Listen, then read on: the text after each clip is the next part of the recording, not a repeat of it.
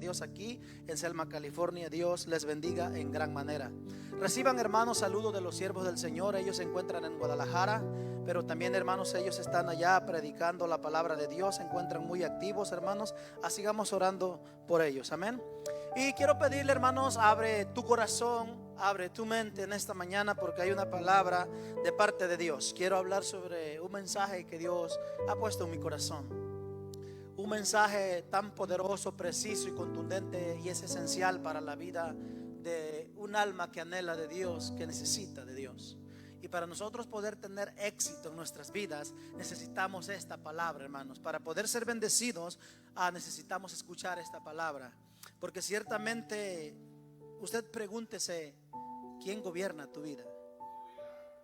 ¿Quién reina tu vida? Y el mensaje es ese, hermanos. Quiero empezar con Isaías 57:15. Y quiero decirles que la Biblia a mí me enseña a nosotros, por medio de la Escritura, si usted profundiza, si usted indaga y escudriña las Escrituras, la palabra de Dios, palabra inmutable, palabra, hermanos, que son eternas. La Biblia nos enseña y nos ha revelado 3 reinos. La Biblia nos habla del reino de Dios. La Biblia nos enseña del reino de las tinieblas, pero también nos habla del reino de los hombres. Entonces el ser humano también muchas veces pretende o quiere hacer a un lado a Dios, vivir sin depender de Dios, que no necesita supuestamente de Dios. Y es ahí donde la carne domina. Es donde el que hace su propia voluntad y no busca a Dios, no se somete a Dios, trae fracaso para su vida. Por eso hoy voy a hablar sobre algo que se llama reino, sobre el reino, ¿verdad?, de Dios. Pero antes quiero introducir Isaías 57:15. Le doy lectura en la autoridad del Padre, del Hijo y del Espíritu Santo. Porque así dijo el alto y sublime. Mire quién está hablando. El alto y sublime, el que habita la eternidad y cuyo nombre Él es santo. Yo habito en la altura y la santidad, y con el quebrantado y humilde de espíritu, para hacer vivir el espíritu de los humildes y para vivificar el corazón de los quebrantados. Primeramente, hermanos, Dios quiere que quede bien claro, bien agravado en la memoria, en el corazón, que, hermanos, el que está hablando es Él. Es el mismo Dios, el que habita la eternidad, el alto. La palabra, hermanos, el león del hebreo, el león significa el que está por encima de todo, el supremo, el más alto, el Dios altísimo, el sublime, el de arriba, el creador de todo lo que existe, que Él, hermanos, sostiene todo. Y también dice el sublime quiere decir el de arriba, que no pertenece a este sistema, más bien Él sostiene el sistema y todo lo que existe. Y no es que Dios esté solamente en la creación, sino que la creación está en Dios. Usted puede imaginarse, hermanos, este pequeño planeta, un granito de arena en el espacio. Si el universo es inmenso, es grande, usted puede imaginarse cómo es el que lo creó, el que hizo todo, lo visible y lo invisible. El santo quiere decir que Él es el más puro, Él es el sagrado, el ser divino, Él es el ser perfecto. Y la palabra nos enseña que aún Él, habitando en las alturas, hermanos, Él está también con nosotros en la tierra. Y que también a los hijos de Dios nos hizo partícipes de su reino por medio del Señor Jesucristo. Así que Él dice: yo habito, yo estoy, yo soy, yo reino. Y quiero, hermanos, que vayamos a Lucas. Ahí vamos a entrar al corazón de este mensaje. Lucas 19, del 12 al 27. Como les decía, la Biblia nos enseña de 3 reinos: el reino de Dios, el reino de las tinieblas y el reino de los hombres. Pero este mensaje, hermanos, es específicamente hablar sobre la autoridad, sobre el gobierno, sobre el reino, sobre la justicia de Dios. Pero, ¿qué es reino? ¿A qué se refiere la Biblia cuando habla reino? o el reino de Dios. El por qué existe un reino.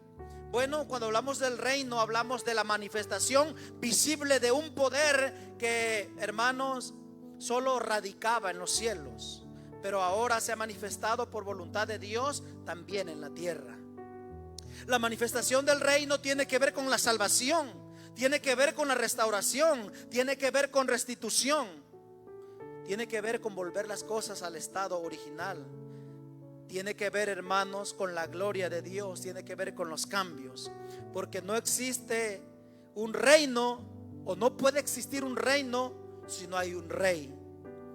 Por ejemplo, vemos a través de las escrituras que cuando Juan el Bautista, hermanos, empezó su ministerio, la palabra del Señor dice que las primeras palabras, o las palabras que Juan el Bautista usó, era: el reino de los cielos se ha acercado. El mismo Señor Jesucristo, cuando empezó su ministerio, cuando Él empezó a predicar, Él usó las mismas palabras diciendo: el reino de los cielos se ha acercado.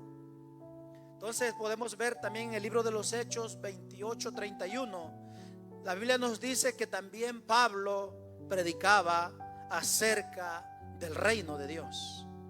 Todos los apóstoles, hermanos, todos los siervos del Señor, ellos hablaban y predicaban sobre el reino, sobre la palabra de Dios. Jesús, hermanos, aquí en este pasaje de Lucas, Él nos habla de un hombre noble. Aquí en Lucas 19 nos habla de un hombre noble, traducido, hermanos, podemos decir como un hombre bueno, un hombre ilustre, un hombre sabio, un hombre de buenos principios. Y la Biblia aquí nos dice, el Señor Jesús habla que este hombre sabio o noble se fue a un país muy lejos o muy lejano a recibir un reino y volver. Es una parábola. Esto no es más ni menos que el reflejo del mismo Señor Jesucristo, hermanos. Dice la Biblia que tomó siervos, tomó siervas, les entregó dones, les entregó talentos, y la Biblia dice que les entregó minas, les entregó ministerios, y le dijo: vayan, le dijo: prediquen, hagan algo, produzcan, ministren. Y la Biblia nos dice, hermanos, hay algo revelado de parte de Dios, que a pesar de que este hombre era noble, escuche, este rey o este hombre que fue a recibir un reino, a pesar de que él era bueno, que él era noble, en el verso 14 habla de algo misterioso o de algo, hermanos, extraño. Dice que las personas de su misma ciudad lo aborrecían. Escuche esto. Él era noble, pero la gente de su ciudad lo aborrecían y enviaron tras él una embajada. La palabra embajada quiere decir poder político. Y, hermanos, dijeron estas palabras: no queremos que él reine sobre nosotros. Escuche lo que está diciendo la palabra: no queremos que él reine sobre nosotros. Usted está captando el mensaje que el Señor nos está dando. Este verso nos enseña que el hombre, hermanos, no solamente era un hombre noble, sino que también era rey. Y cuando la Biblia nos habla y nos revela que la gente dice: no queremos que él reine sobre nosotros, este hombre tenía investidura de rey. Aquí nos habla del mismo Señor Jesucristo. Él se fue al cielo, pero también la Biblia nos dice que el Señor va a volver. ¿Cuántos dicen amén? Él va a volver. La palabra del Señor nos dice que las mayorías de las profecías en la Biblia, la mayoría de las profecías se han cumplido. La parte bíblica que falta que se cumpla es que Él regrese. Y falta la parte que Él enfrente a aquellos que Él les dio dones, les dio talento, les dio ministerios. Y, hermanos, falta la parte donde Él pondrá a sus enemigos debajo de sus pies. Entonces la palabra del Señor nos habla, hermanos, de que el Señor traerá un día juicio sobre aquellos que despreciaron al Señor.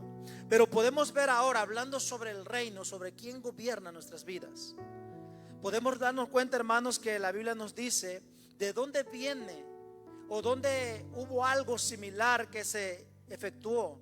No queremos que Él reine sobre nosotros. Esas palabras resonaron en el tiempo antiguo, cuando la gente, hermanos, despreciaron al Mesías, al Señor Jesucristo, y decían: tenemos un solo rey, pero no a Jesús, el César. Y cuando ellos, hermanos, prefirieron, ¿verdad?, las tinieblas menos a Jesús. No queremos que Él reine. Desde un principio, hermanos, el Señor vino a los suyos y los suyos no le recibieron. Pero si vamos más atrás en la historia, en la Biblia, nos habla en el libro de Isaías. Si usted va a Isaías 14, va a encontrar en la palabra de Dios que Dios habla de un ser. Usted sabe por medio de la escritura que ese ser fue hecho perfecto. Él era el sello de la perfección, era un ser especial, era un ser maravilloso. Pero también en el verso 12 nos habla de una caída, de que ese ser que fue hecho precioso, acabado en hermosura, que era sabio, la Biblia dice que a pesar de todo ello, ese ser cayó de su posición. Porque Isaías 14:12 dice: ¿cómo caíste del cielo, oh lucero, hijo de la mañana? Cortado fuiste por tierra, tú que debilitabas a las naciones.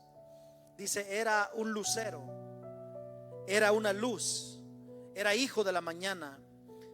Dice la palabra en el 13: tú que decías en tu corazón: subiré al cielo en lo alto, junto a las estrellas de Dios, levantaré mi trono y en el monte del testimonio me sentaré a los lados del norte.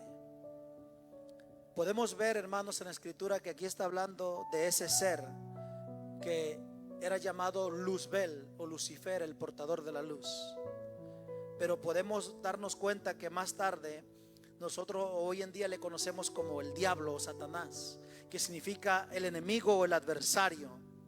Su nombre era Luzbel, el portador de la luz. Pero la Biblia nos dice que a causa de que él quiso ser semejante a su creador, quiso ser igual al Altísimo, y decía: si yo soy Señor, si yo soy acabado en hermosura, si yo tengo tanta sabiduría, si hay tantos ángeles, ¿verdad?, bajo de mi autoridad, ¿por qué no puedo yo sentarme a los lados del norte? Cuando la Biblia habla del lado del norte, está hablando, hermanos, hacia el trono de Dios. Si usted va a la Biblia, el cielo se encuentra al norte del universo. Entonces la palabra del Señor nos dice que Él quería sentarse también junto a las estrellas del norte. Quería sentarse, que los ángeles también le sirvieran y le adoraran a Él. Y por eso la Biblia nos dice que ese ser fue despreciado, porque ese ser dijo: yo no quiero que Él reine sobre mí, yo no quiero que Él sea Señor mío. Y mire, hermanos, esas palabras, la humanidad en el reino de los hombres, o cuando el ser humano desecha a Dios, son las mismas palabras de un alma, de una persona que dice: yo no quiero que Dios reine sobre mi vida. Son las mismas palabras que usó el adversario. La gente que dice: yo quiero tomar mis propias decisiones, yo quiero hacer lo que yo quiero moverme como a mí me da la gana, yo quiero tener mi propio trono, quiero estar sentado en un lugar muy especial. Entonces, hermanos, el ser humano es de esa manera también. Desecha a Dios, no quiere que Dios gobierne su vida. Y cuando el Señor no ocupa el trono de tu corazón, o cuando Él no reina en ti, en mí, solamente podemos ver fracaso, podemos ver derrota, desilusión, tragedias, y todo nos sale mal.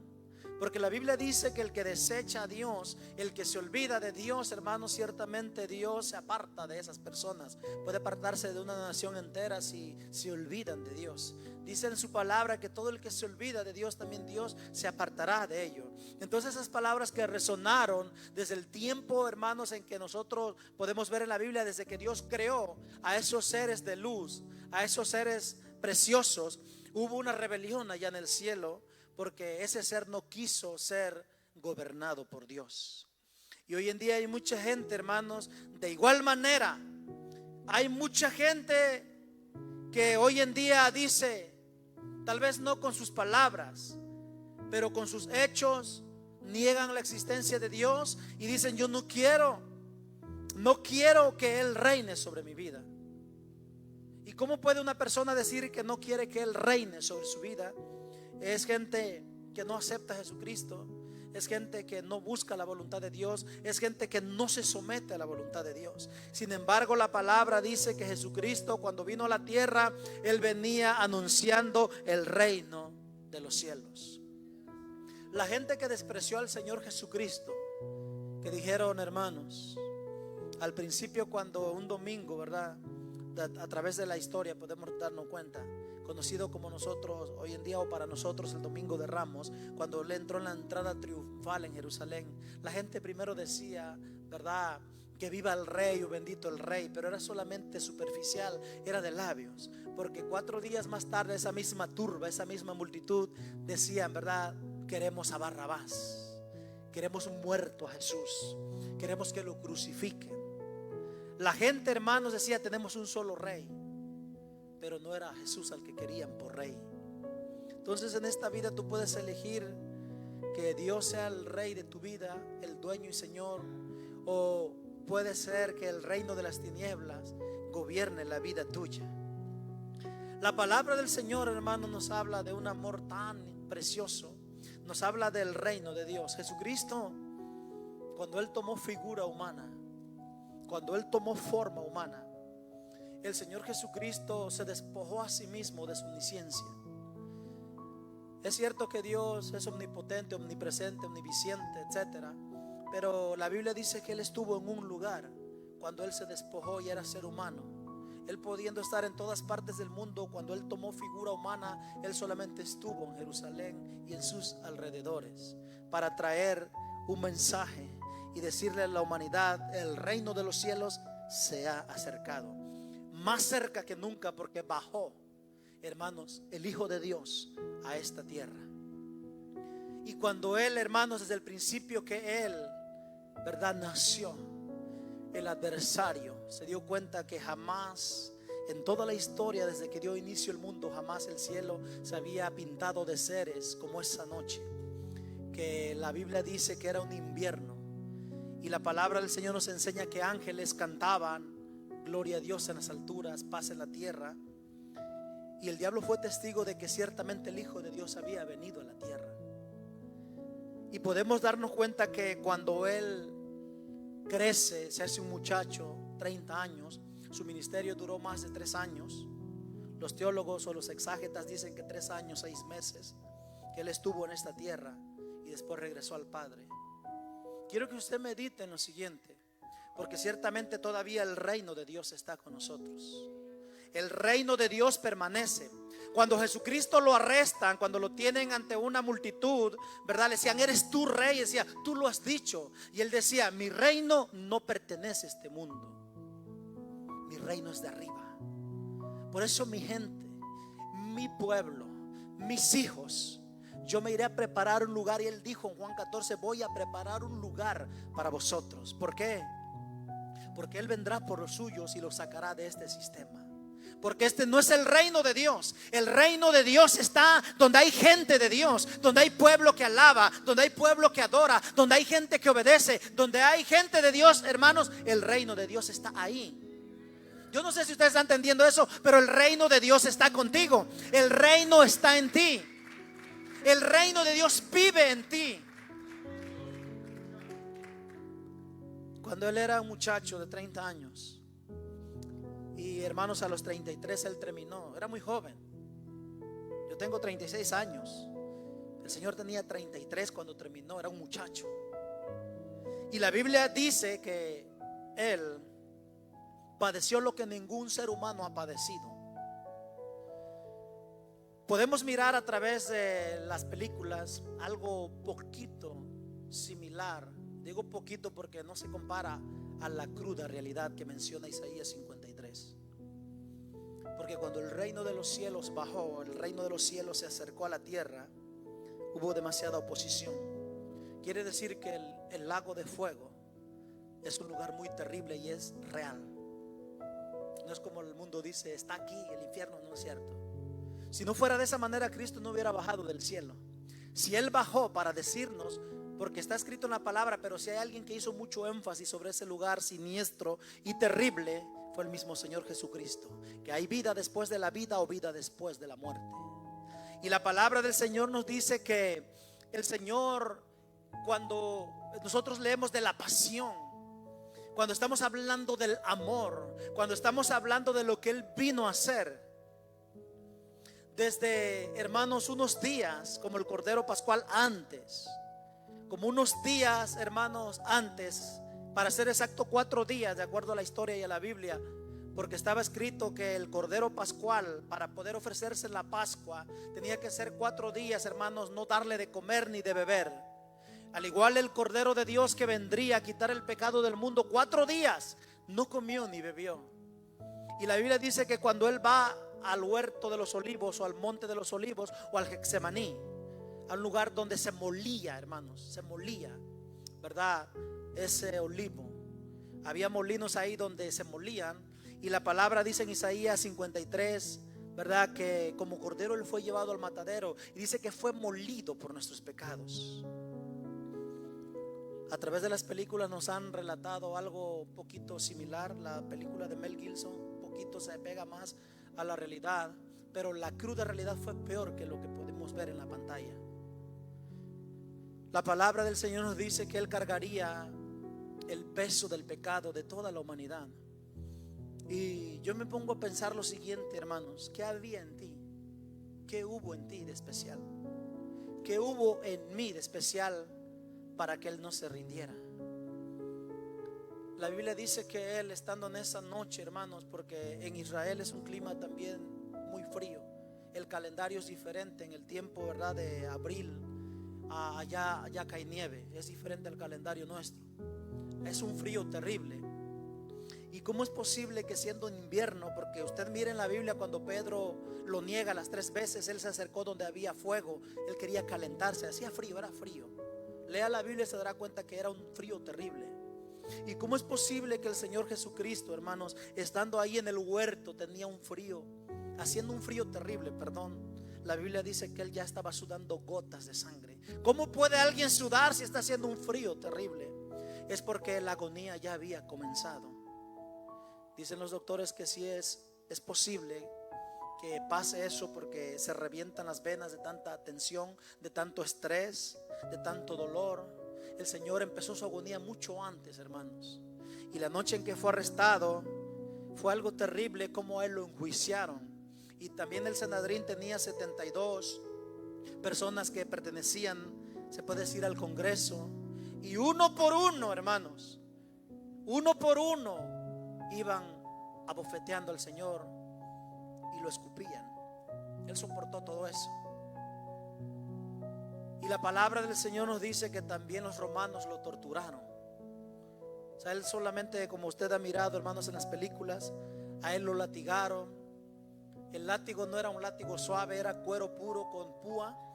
Eran unos picos que tenían como navajas que usan los árabes, hermanos, que cada vez que quedaban la piel al momento de alar, se venían pedazos de piel, tendones, sangre, arterias, músculos.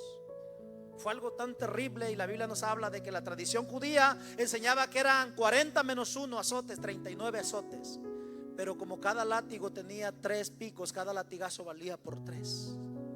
Se puede dar cuenta, hermanos.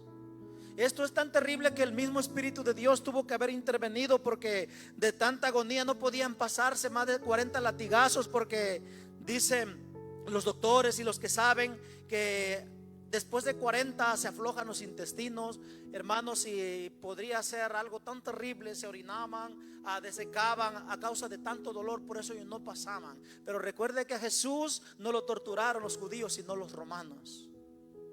El mismo Espíritu de Dios tuvo que intervenir, porque estaba escrito que Él llegaría y maldito sería el que estaría colgado en un madero. Tenía que llegar a la cruz. Si Él no lo hubiera hecho, estuviéramos nosotros perdidos. Y cuando la Biblia nos habla de que el reino de los cielos se había acercado, es que nosotros estábamos en las tinieblas. El diablo tenía el dominio, hermanos, entero de la humanidad.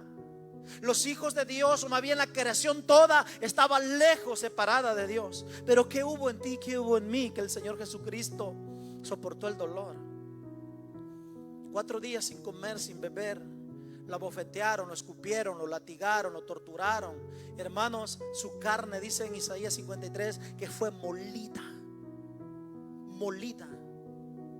La corona de espinas, hermanos, no fue fertilizada, no la curaron, sino que de cardos, hueso puro que todavía hay en Israel. Hermanos, era chiquita. Algo que a lo mejor usted no sabe es que la corona que a él le pusieron no era una corona que nada más se la ajustaron. Era una corona muy pequeña, que el momento de que se la pusieron, tenía que entrar con la presión y a la misma vez desgarrar parte de él, hermanos. Ahora ahí podemos ver una intervención del Espíritu Santo. Yo creo que sí fue del Espíritu Santo, porque si se hubieran metido dentro de su cerebro, se hubiera paralizado y quedara al borde de la locura y no hubiera podido ya caminar.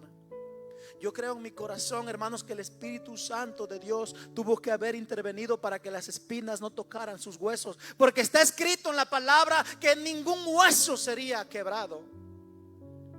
Él estaba al borde de la locura. Era un dolor terrible, deshidratado. Hermano, usted no tiene ni idea. Dice la Biblia que no había belleza en él. Le arrancaron la barba. ¿Y sabe qué significa que a alguien le arrancaran la barba en ese tiempo? Quiere decir que le arrancaron su identidad. ¿Y sabe por qué él perdió su identidad? Para que no la perdieras tú, para que yo no la perdiera.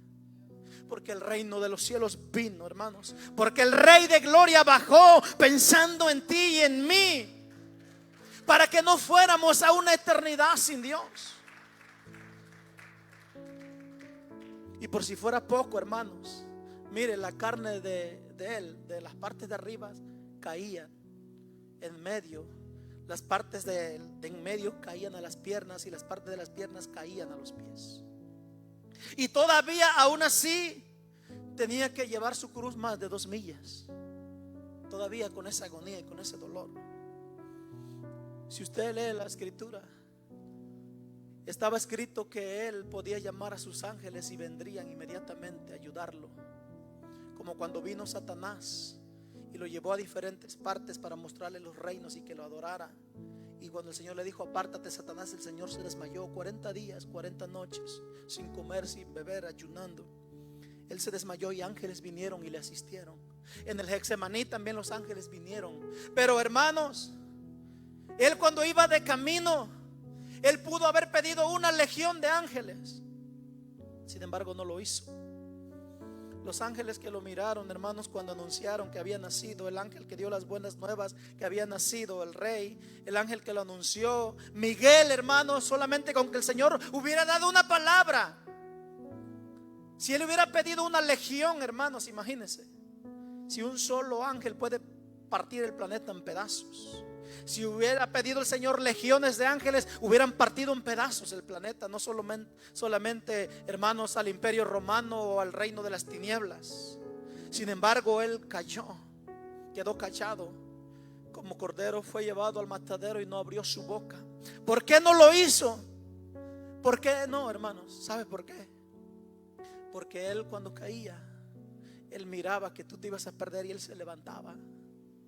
Y él, hermanos, caminaba, caía y pensaba en ti, pensaba en mí. Porque él decidió compartir la eternidad con nosotros. Seres que fallamos, seres que no le servimos, seres que a veces no queremos adorar, seres que cuando queremos hacemos su voluntad, cuando no. Él, sabiendo todo eso, pensó en nosotros. Y una vez que él llegó a la cruz, Satanás quería matarlo antes, hermanos. Satanás quería exterminarlo antes. Pero las últimas horas que él estuvo, fue colgado, hermanos, en la cruz desde la mañana. Lea la escritura y él estuvo horas. Pero las últimas 3, la Biblia dice que hubo tinieblas sobre la tierra. Las tinieblas, hermanos, al parecer tenían el control, pero las últimas 3 fue terrible para el reino de las tinieblas. Porque el Rey de Gloria, hermanos, estando ahí en agonía, y por primera vez, escucha esto, Por primera vez, hermanos, desde la creación del mundo y en toda la historia, la deidad de Dios se había apartado de Jesús. ¿Usted cree que el Señor no sabe cuando usted se siente solo, se siente sola? Él se sintió solo. Ningún ángel estuvo ahí. Aún, por si fuera poco, ¿dónde estaban el paralítico que él había sanado?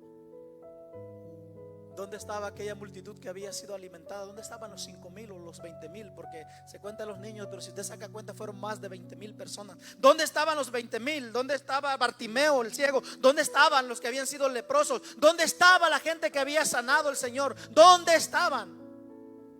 Muchos ya lo habían dejado. Por si fuera poco, sus discípulos, ¿dónde estaban? Se habían ido a esconder porque también tenían miedo a que ellos los crucificaran. Es que muchas veces nosotros somos así. Como Pedro, le decimos: Señor, te amo y daré mi vida por ti, te serviré. Pero el Señor le dijo: Pedro, me vas a negar. Y muchas veces nosotros abandonamos al Señor. Toda esa gente que le decía: bendito el Rey, hosana, gloria a Dios, ¿dónde estaba ese día? Le aseguro que mucha gente que estaba diciendo: bendito el que viene en el nombre del Señor, esa misma gente estaba viendo ahí agonizar al Hijo de Dios, suspendido entre el cielo y la tierra, desnudo. Desnudo.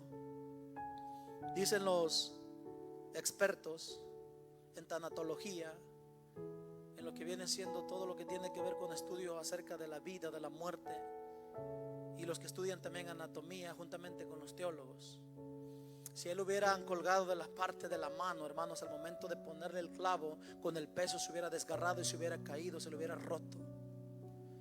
Tuvieron que haberle clavado en esta parte de aquí, porque hay una parte donde el clavo pasa, pero le tocó, hermanos, no le desbarató el hueso.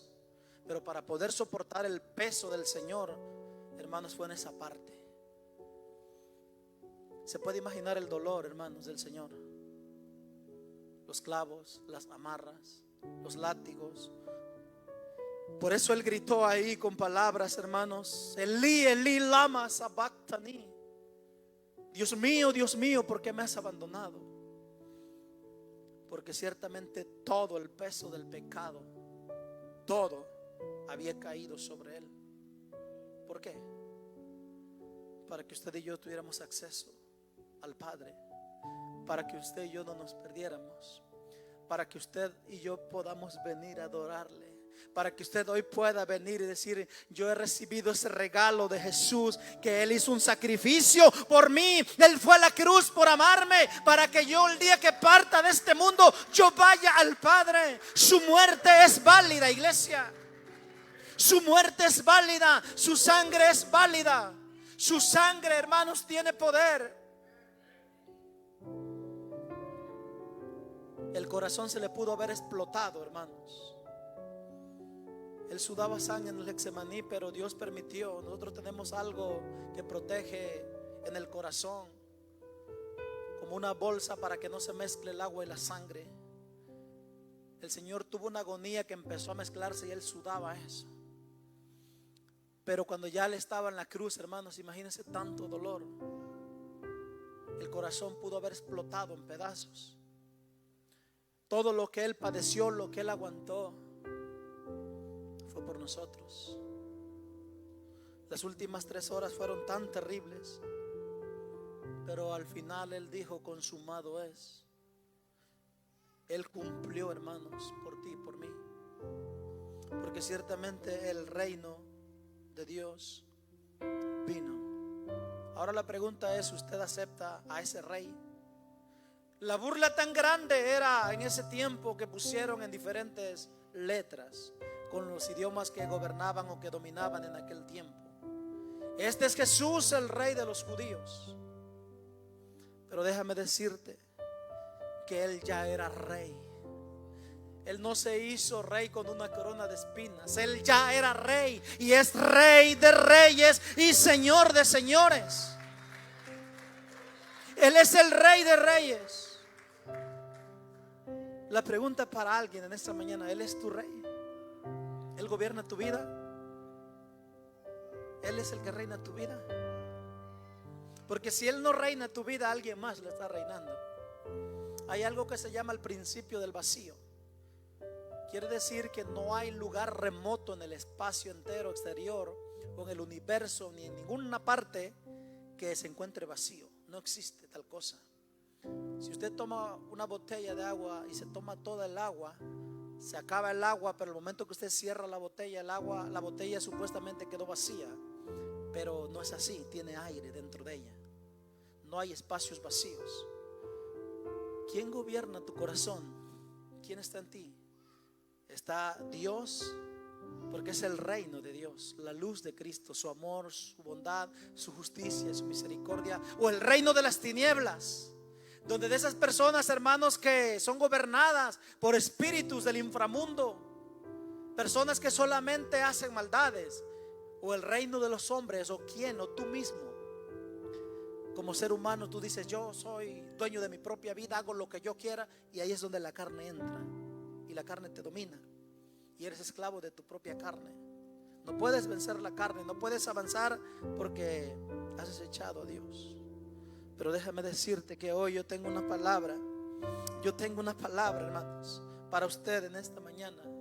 Yo quiero decirte, al igual que Jesucristo lo dijo, al igual que Juan el Bautista lo dijo, el reino de los cielos se ha acercado. Yo quiero decirte de igual manera que el reino de los cielos se ha acercado. Hoy más cerca que nunca está aquel que se fue en la parábola. Póngase de pie. En Lucas 19 nos dice que Él se fue a un lugar muy lejano, pero Él va a volver.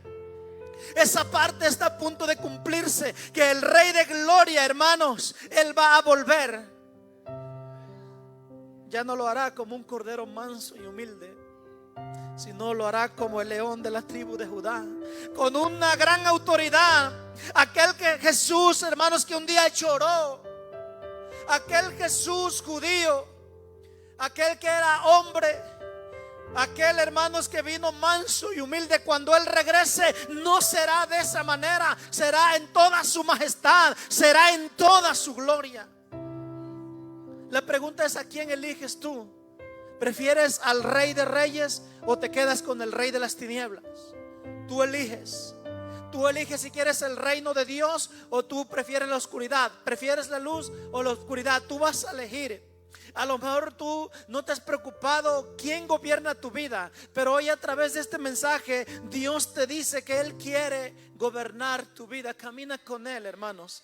Ama lo que Él hizo. No tengas en poco su sangre, porque Él no dará por inocente al que desprecie su sangre. Cuando Él vuelva, para muchos será demasiado tarde. O si te sorprende la muerte, hermanos, y te vas de este mundo sin salvación, déjame decirte que de la muerte Dios te libra. Déjame decirte que del diablo Dios te libra. De los demonios Dios te libra, pero de Él nadie puede librarte. Hoy podría ser tu última oportunidad. Y yo quiero decirte que el Rey de Gloria está aquí. Si tú quieres que Él venga sobre tu corazón y le digas: yo quiero, Jesús, que tú gobiernes mi vida, que tú seas el Señor, porque yo sé que el reino de los cielos se quiere acercar a mi vida, a mi casa, a mi corazón, a donde yo vaya, en mi trabajo, en todo mi entorno. El reino de Dios quiere, hermano, hacerse visible y presente en tu vida. No que lo escuches, sino que lo vivas, que lo sientas, que lo percibas. Porque donde está el reino de Dios hay gloria, hay poder, hay sanidad, hay, hermanos, hay amor, hay paz que sobrepasa todo entendimiento. Donde hay, hermanos, o donde está el reino de Dios, es todo diferente. Y si tú quieres eso, yo te quiero, hermanos, invitar a que vengas al altar. Yo quiero invitarle a que venga al altar.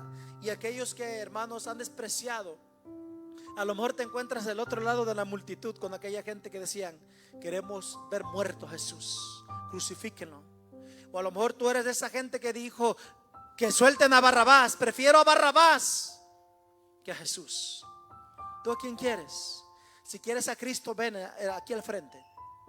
Dile: Señor, aquí está mi vida, aquí está mi corazón. Yo quiero llevarme el reino de Dios hoy conmigo. Porque el reino de Dios, hermanos, se hizo presente, se hizo visible con la humanidad y con aquellos que le aceptan. Padre, en el nombre de Jesús, Aquí está tu pueblo, Señor. Aquí está este remanente. Señor, aquí hay gente que reconoce el sacrificio que tú